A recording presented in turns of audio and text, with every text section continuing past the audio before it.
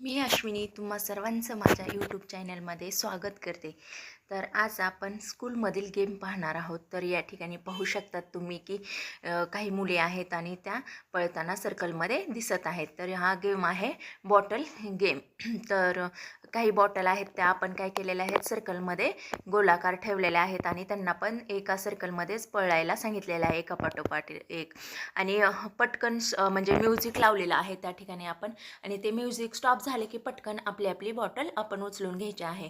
म्हणजे एक बॉटल तिथं जर समजा 7 मुली असतील तर आपण त्या ठिकाणी 6च बॉटल ठेवायच्या आहेत. म्हणजे एक बॉटल कमी ठेवायची आहे, जी की त्या इतर मुलींना त्यापैकी 7 मुलीपैकी फक्त 6च मुलींना बॉटल भेटली पाहिजे आणि एका मुलीला नाही भेटली पाहिजे. म्हणजेच त्या खेळातून ती मुलगी बाद होणार. तर असा हा खेळ आहे. तर पाहू शकतात तुम्ही की प्रत्येक वेळेस एक बॉटल कमी केली जाते आणि त्याचबरोबर एक मुलगी पण कमी होते. या ठिकाणी आता 3च बॉटल राहिलेल्या आहेत आणि 4 मुली खेळत आहेत. तर तुम्हाला लक्षातच येत असेल. तर आता बघा, म्युझिक स्टॉप झालं की त्या बॉटल आपल्या पण उचलायच्या आहेत. तर बघा, स्टॉप झाले की आता कोण कट झालं, ती झाली मुलगी, एक गेली. कारण की ज्याला बॉटल भेटत नाही का त्या कट होतात. आता या ठिकाणी कन्फ्यूज झाल्यामुळे हा डबल राऊंड घेण्यात आलेला आहे, तुम्ही पाहू शकतात. आणि असे गेम घेतल्यास किंवा घेत असताना मुलं एवढी खुश होतात ना, त्यांना पण वेगळं काहीतरी शिकायला भेटतं किंवा वेगळं खेळायला भेटतं किंवा वेगवेगळ्या खेळामध्ये त्यांना पण नाविन्य किंवा वेगळं छान उत्सुकता असते. आणि आपल्या वेळेस एवढे जास्त खेळ कोणी घेत नव्हतं. नुसतं म्हणजे क्लासमधून सोडून द्यायची खेळा म्हणून, किंवा कधी कधी आपल्याला खेळाचा तास पण नसायचा. परंतु माझ्या स्कूलमध्ये आम्ही 1 तास खेळासाठी ठेवलेलाच आहे, किंवा सुट्टीमध्ये तरी शिक्षकांना खेळ घेण्यासाठी सांगितलेलंच आहे. तर पाहू शकतात तुम्ही, त्यामुळे लेकरं पण मुलं पण काय होतात, उत्साहित राहतात. तर पाहू शकतात आता या ठिकाणी एकच राहिलेलं आहे. पाहूयात कोण विनर होतं ते चालू आहे. तर या ठिकाणी आणखीन काहीतरी प्रॉब्लेम आलेला दिसतोय. तर चालूच आहे. स्टॉप झाला काही की म्युझिक. तर आता शरीव विनर झालेली आहेत पाहिलं. तर आता आता नंतर दुसऱ्या मुली घेतलेल्या आहेत. म्हणजे प्रत्येकाला चान्स मिळाला पाहिजे. तर ग्रुप करून मुलींचे त्याच्यातून आपण सिलेक्ट करतो की कोणाचा नंबर आला, कोणाचा नाही. पाहू शकतात या ठिकाणी आता दुसऱ्या पण मुली खेळायला दुसऱ्या मुलींना घेतलेला आहे, ॲड केलेला आहे.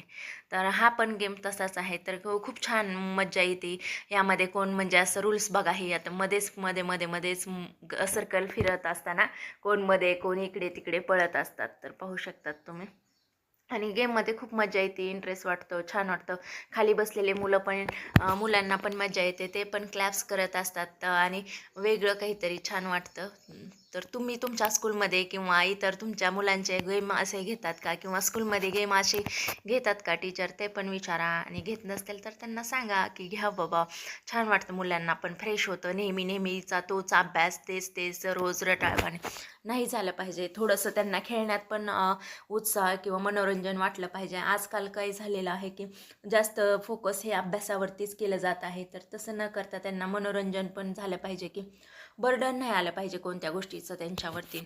स्कूल म्हणलं की शाळेमध्ये मज्जा येते किंवा खेळायला येतं, किंवा ती आतुरता मुलांमध्ये पण निर्माण झाली पाहिजे, असं मला तरी वैयक्तिक वाटतं. तर तुम्हाला काय वाटतं ते नक्कीच मला कमेंटमध्ये सांगा.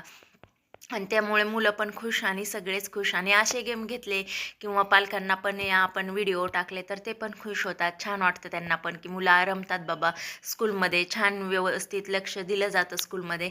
ह्या सर्व गोष्टींचा परिणाम कुठंतरी स्कूलवरती किंवा टीचरवरती होत असतो. आणि याच्यातून सर्व गुण संपन्न होण्यास देखील आपल्याला म्हणजे मदत होते. तसेच त्यांचा वेगवेगळ्या कला किंवा अंगभूत जे गुण असतात ते देखील विकसित होतात. तर छान वाटतं या ठिकाणी असे गेम घ्यायला पण, आणि आम्हाला पण खूप इंटरेस्ट येतो. आणि एक गोष्ट सांगू का, मुलांचं झाल्यानंतर आम्ही पण टीचर लोक कधी कधी असे गेम खेळतो. एक अनुभव किंवा छान मज्जा म्हणून. तर हा व्हिडिओ कसा वाटला